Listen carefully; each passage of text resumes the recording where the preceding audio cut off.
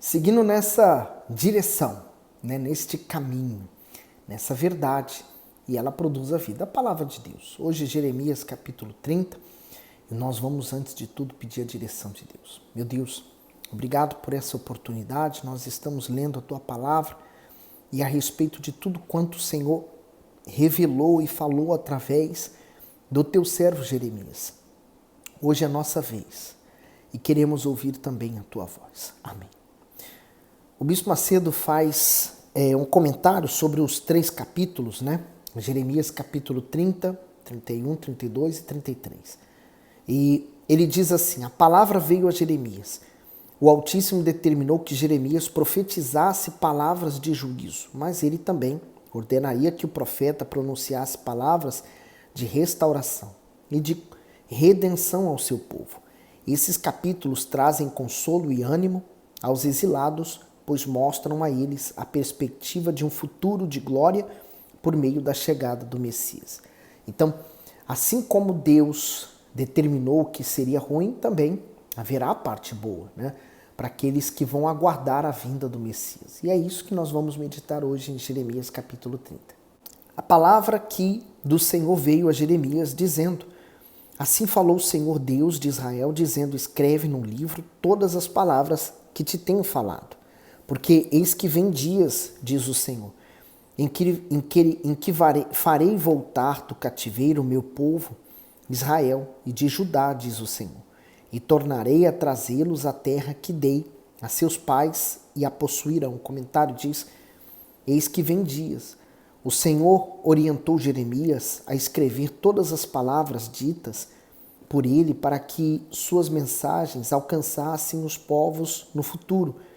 As profecias sobre a libertação do cativeiro e a restituição da terra e a bondade de Deus foram úteis ao povo e também servem a todos os que estão aprisionados às adversidades.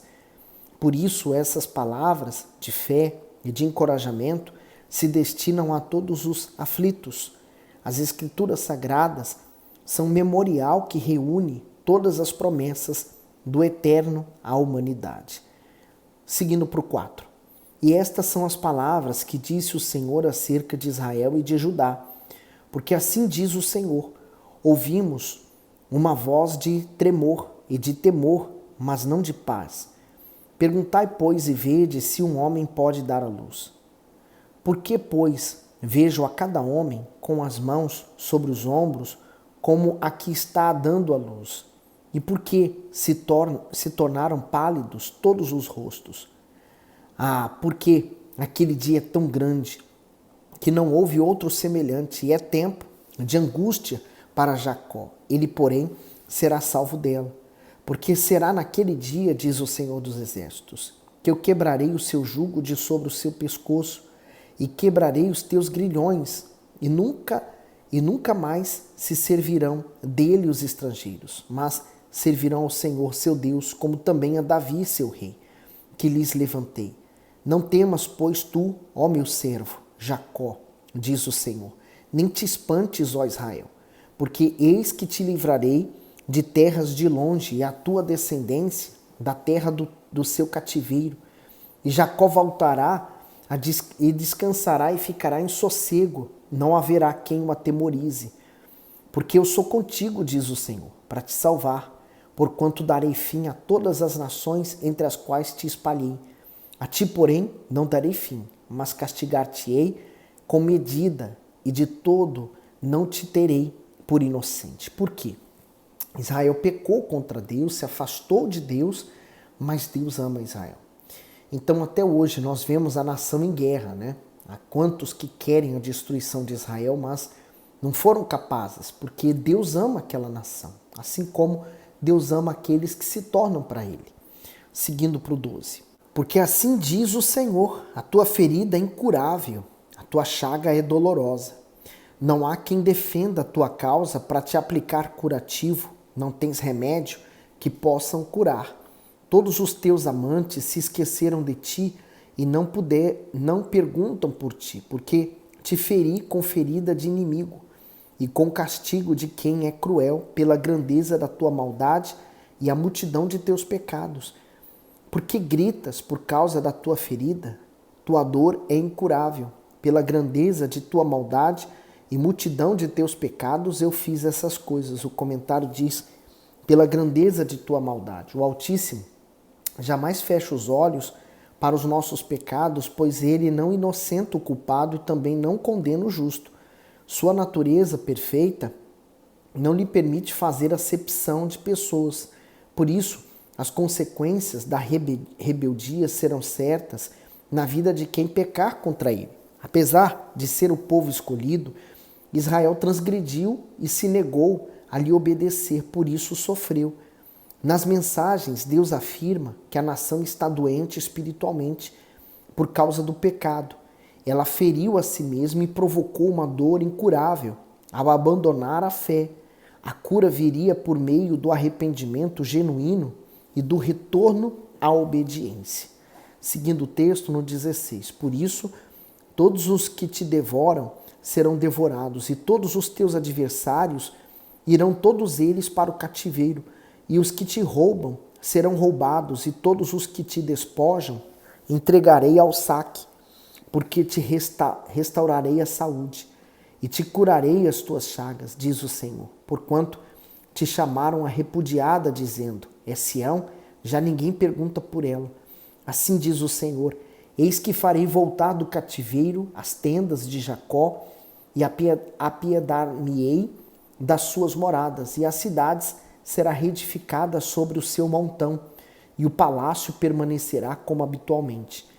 E sairá deles o louvor e a voz de júbilo, e multiplicar-lo-eis, e não serão diminuídos, e glorificá-lo-eis, e não serão apoucados. Os seus filhos serão como na antiguidade, e a sua congregação será confirmada diante de mim, e castigarei todos os seus opressores, e os seus nobres serão deles, e o seu governador sairá do meio deles, e o farei aproximar, e ele se chegará a mim, pois quem de si mesmo se empenharia para chegar-se a mim, diz o Senhor. E ser-me-eis por povo, e eu vos serei por Deus. Eis que a tempestade do Senhor e a sua indignação já saiu. Uma tempestade varredora cairá cruelmente sobre a cabeça dos ímpios. Não voltará atrás o furor da ira do Senhor, até que tenha executado e até que tenha cumprido os desígnios do seu coração. No fim dos dias entendereis isto. Eu meditando aqui, pensando, a gente vê que quantas nações se levantaram contra Israel, Todos aqueles povos, moabitas, amonitas, edomitas, os povos do Oriente, Babilônia, Assíria, todas elas se levantaram para derrotar Israel. Mas aonde elas estão hoje? Existem outros inimigos, mas agora, aonde estão? Aonde está Babilônia, grande Babilônia? Aqueles reinos, aqueles impérios, aquelas pessoas do passado, por exemplo, os romanos, eles dominaram muito aquela área durante muitos anos. Mas onde estão essas pessoas? Israel permanece. Tudo passou, mas Israel permanece lá. Jeremias capítulo 31. Naquele tempo, diz o Senhor, serei o Deus de todas as famílias de Israel, e elas serão meu povo. Assim diz o Senhor, o povo dos que escaparam da espada achou graça no deserto. Israel mesmo, quando eu o fizer descansar. O comentário diz, serei Deus de todas as famílias. Ao se referir a todas as famílias de Israel, o Todo-Poderoso mostra o desejo de reunir não apenas o reino do sul, por intermédio das tribos de Judá e Benjamim, que haviam sido deportadas para a Babilônia, mas também o reino do norte, por intermédio das 10 tribos que haviam sido dispersas pelos assírios. Israel havia sido formada a partir de Abraão e crescido por meio dos 12 filhos de Jacó.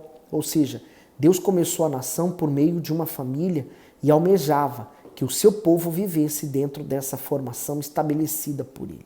Somente quem nasce de Deus, quem tem o Espírito de Deus, consegue conviver com quem é nascido de Deus. Quem é nascido da carne não consegue conviver com quem é nascido do Espírito. Por isso que não há comunhão da luz com as trevas. No 3, há muito que o Senhor me apareceu dizendo, porquanto com amor eterno te amei, por isso com benignidade te atraí. O comentário diz, te amei e te atraí. O amor de Deus não pode ser definido pela mente humana, pois é perfeito, imensurável e pessoal, isto é, seu amor se revela de modo íntimo e peculiar a cada um de nós. Foi por causa desse amor que Israel foi escolhido. Deuteronômio 6, 7, 6 ao 7, porque povo santo és ao Senhor teu Deus. O Senhor teu Deus te escolheu para que lhe fosses o seu povo especial de todos os povos que há sobre a face da terra. O Senhor não tomou prazer em vós, nem vos escolheu porque a vossa multidão era mais do que a de todos os outros povos, pois vós éreis menos em número do que todos os povos. E aí eu faço das palavras do apóstolo Paulo as minhas, né? Deus escolheu as coisas loucas deste mundo para envergonhar as sábias, né? Então, Deus escolheu a menor das nações, mas Deus escolheu. Assim como eu creio, você que me acompanha, Deus também te escolheu, assim como Ele me escolheu, e Ele vem escolhendo a todos aqueles que estão acessíveis, como um barro maleável para ser moldado. Continuando o comentário, e o Filho unigênito do Altíssimo foi entregue ao sacrifício na cruz. João 3,16, porque Deus amou o mundo de tal maneira que deu o seu Filho unigênito, para que todo aquele que nele crê não pereça, mas tenha a vida eterna. Diferentemente do amor que é pregado no mundo, o amor que vem de Deus, o amor inteligente, é sacrifício. Você quer saber o que é amor? Olhe para a cruz. Continuando o comentário, porque o Senhor ama, Ele aconselha, perdoa, encoraja, fortalece, disciplina e atrai para si as suas criaturas. Na sua benignidade, Deus chama seu povo e a restabelecer aliança com Ele. Esse mesmo amor é cuidado e é o que o faz esperar por cada uma de suas criaturas todos os dias. Aqueles que ouvem o apelo do Altíssimo e se aproximam dele, desfrutam das promessas de edificação e de restauração completa da vida. Além disso, se transformam em um monte de santidade, por meio do seu Espírito que passa a habitar em seu ser. Continuando, no 4, ainda te edificarei e serás edificada, ó Virgem de Israel. Ainda serás adornada com os teus tamboris e sairás nas danças dos que se alegram.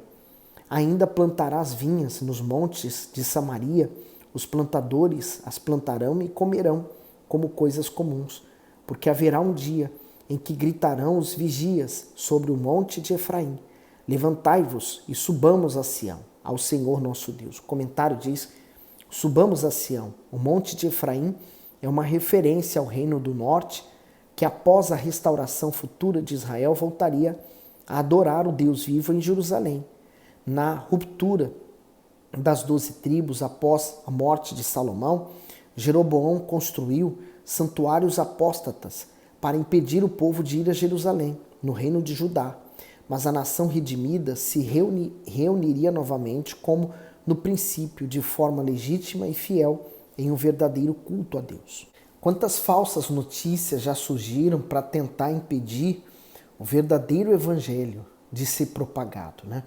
A palavra de Deus ninguém a pode impedir de ser propagada. No 7, porque assim diz o Senhor: cantai sobre Jacó com alegria e exultai por causa do chefe das nações, proclamai, cantai louvores e dizei: salva, Senhor, o teu povo, o restante de Israel. Eis que o trarei da terra do norte e os congregarei das extremidades da terra, entre os quais haverá cegos e aleijados, grávidas e as de parto juntamente, em grande congregação voltarão para aqui. Virão com choro e com súplicas os levarei, guiá-lo-eis ao ribeiro de águas por caminhos direito, no qual não tropeçarão, porque sou um pai para Israel, e Efraim é o meu primogênito. Ouvi a palavra do Senhor, ó nações, e anunciai-a nas ilhas longínquas, e dizei: aquele que espalhou a Israel o congregará e o guardará como o pastor ao seu rebanho, porque o Senhor resgatou a Jacó e o livrou da mão do que era mais forte do que ele. Assim que virão e exultarão no alto de Sião e correrão aos bens do Senhor, ao trigo e ao mosto, e ao azeite, e aos cordeiros, e aos bezerros, e a sua alma será como um jardim regado, e nunca mais andarão tristes. Então a virgem se alegrará na dança, como também os jovens e os velhos juntamente. E tornarei o seu pranto em alegria, e os consolarei e lhe darei alegria em lugar de tristeza. Saciarei a alma dos sacerdotes com gordura, e o meu povo se fartará dos meus bens, diz o Senhor. Assim diz o Senhor, uma voz se ouviu em Ramá, lamentação, choro amargo. Raquel chora seus filhos, não quer ser consolada quanto aos seus filhos, porque já não existem. Assim diz o Senhor, reprime a tua voz de choro e as lágrimas de teus olhos, porque há galardão para o teu trabalho, diz o Senhor, pois eles voltarão da terra do inimigo. O comentário diz, uma voz se ouviu em Ramá. Essa era uma cidade da tribo de Benjamim situada próximo a Jerusalém. Bem perto dali estava o túmulo de Raquel, uma das esposas de Jacó, pai das 12 tribos de Israel. A ilustração de Raquel chorando amargamente, sem aceitar consolo pela morte dos seus filhos, representa a nação chorando por aqueles que foram levados ao cativeiro. Embora houvesse naquele momento motivo de angústia e dor, Deus declara que não era mais preciso chorar, pois haveria restauração, isto é, cumprindo-se o tempo determinado da disciplina divina, o remanescente voltaria honrado. Reprimir o choro, secar as lágrimas e parar as lamentações produziria força e ampla recompensa. Portanto, aqueles que passam por aflições devem se fortalecer e agir a fé com a intrepidez que o Altíssimo determina a fim de que suas obras resultem em galardão diante dele. Então, nós vamos passar por lutas, mas elas vão ser, as lutas, motivos para mais tarde estarmos mais fortes e preparados para outras coisas mais fortes, maiores. Então, as lutas são necessárias na vida de todos os cristãos, mas ele fala, reprime o seu choro, quer dizer, engole o choro, para de chorar, porque o choro é a expressão de um sentimento, né? Quando nós olhamos para a palavra, nós nos fortalecemos, nós não entristecemos, nós não desanimamos. Então ele diz no 17, há esperança quanto ao teu futuro, diz o Senhor, porque teus filhos voltarão para os seus termos. Bem ouvi eu que Efraim se queixava, dizendo, castigaste-me, e fui castigado como novilho ainda não domado. Converte-me e converter-me-ei, porque tu és o Senhor, meu Deus. Na verdade, que depois de que me converti, tive arrependimento. Depois que fui instruído, bati na minha coxa. Fiquei confuso e também me envergonhei, porque suportei o opróbrio da minha mocidade. Não é Efraim para mim um filho precioso, criança das minhas delícias?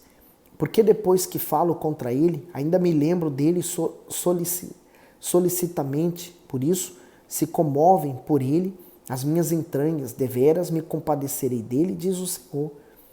Levanta para ti sinais, faze para ti altos marcos, aplica o teu coração à vereda, ao caminho por onde andaste, volta, pois, ó Virgem de Israel, regressa a estas tuas cidades, até quando andarás errante, ó filha rebelde? Porque o Senhor criou uma coisa nova sobre a terra, uma mulher cercará um homem. Assim diz o Senhor dos Exércitos, o Deus de Israel. Ainda dirão essas palavras na terra de Judá e nas suas cidades, quando eu vos restaurar do seu cativeiro. O Senhor te abençoe, ó morada de justiça, ó monte de santidade. E nela habitarão Judá e todas as suas cidades juntamente, como também os lavradores e os que pastoreiam o rebanho. Porque satisfaz a alma cansada e toda a alma entristecida saciei. Nisto despertei e olhei, e o meu sono foi doce para mim.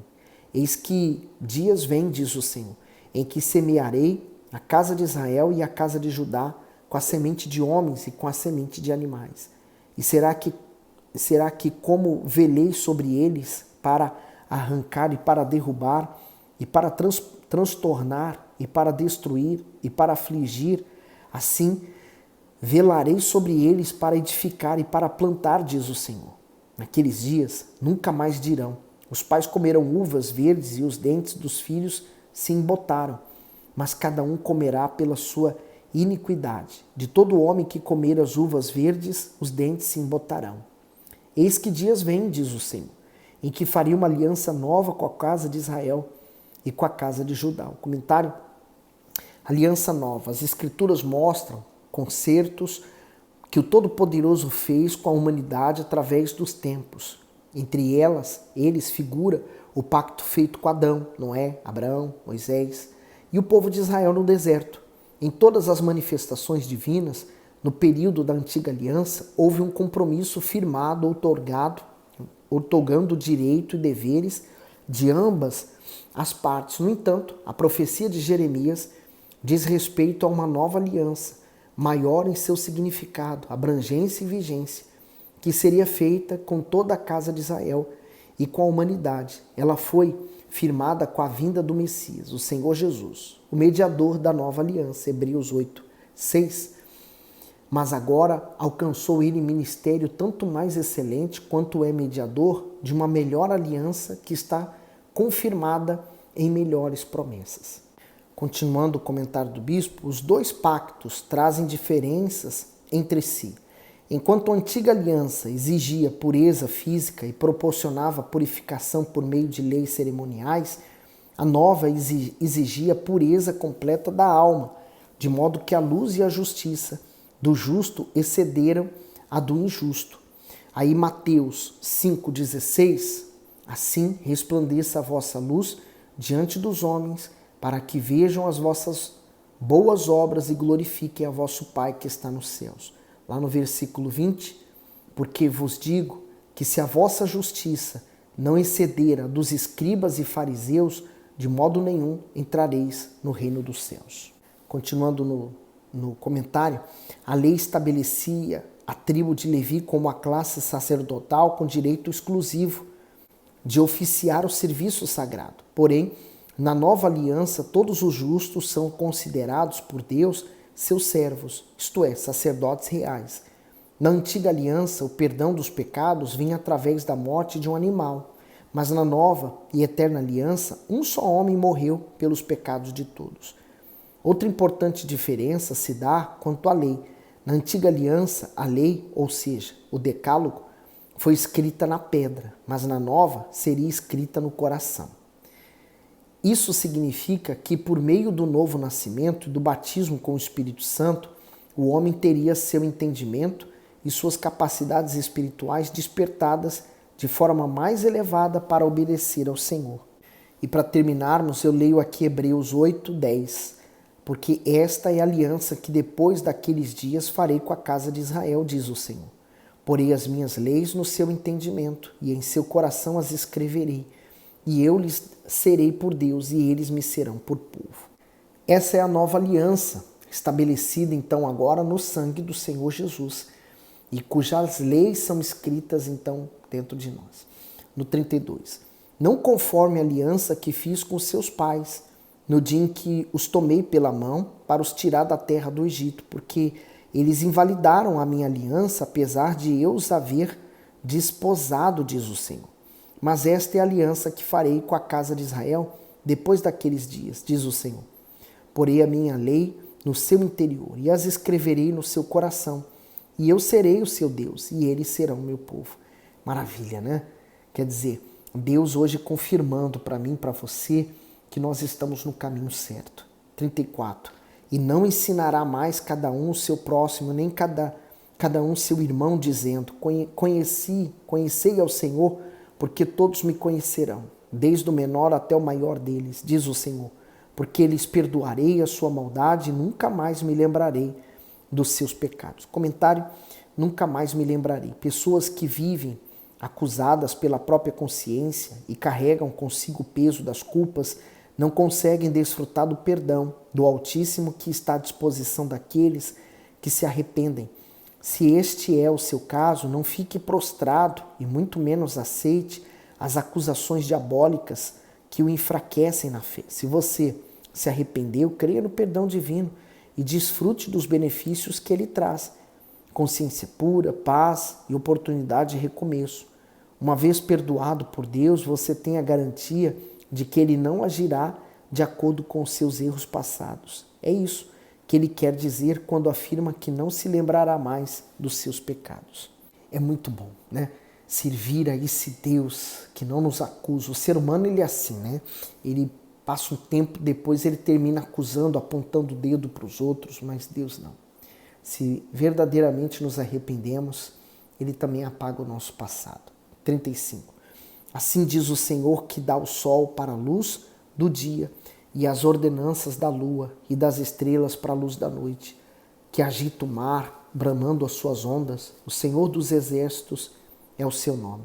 Se falharem estas ordenanças de diante de mim, diz o Senhor, deixará também a descendência de Israel de ser uma nação diante de mim para sempre. Assim, disse o Senhor, se puderem ser medidos os céus lá em cima e sondados os fundamentos da terra cá embaixo, também eu rejeitarei toda a descendência de Israel, por tudo quanto fizeram, diz o Senhor.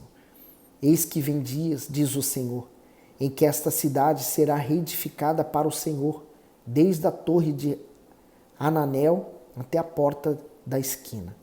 E a linha de medir estender-se-á para diante dela até ao outeiro de Garebe, e virar-se-á para a Goa, e todo o vale dos cadáveres e da cinza, e todos os campos até ao ribeiro de Cédron, até a esquina da porta dos cavalos para o oriente, serão consagrados ao Senhor. Não se arrancará, nem se derrubará mais eternamente. Hoje Deus está falando conosco por meio de Jeremias. Se você crê nas palavras dele, hoje mesmo, Deus transforma o seu interior. Por isso que a mudança que Deus proporciona na nossa vida não está de fora para dentro, mas está de dentro para fora, né? O que acontecer fora é apenas uma extensão do que já aconteceu dentro. Se o que aconteceu dentro é extraordinário, imagina o que Deus vai fazer do lado de fora. Tá bom? Que Deus continue abençoando você. Põe nos comentários que Deus falou consigo e manda esse vídeo para alguém. Fique bem.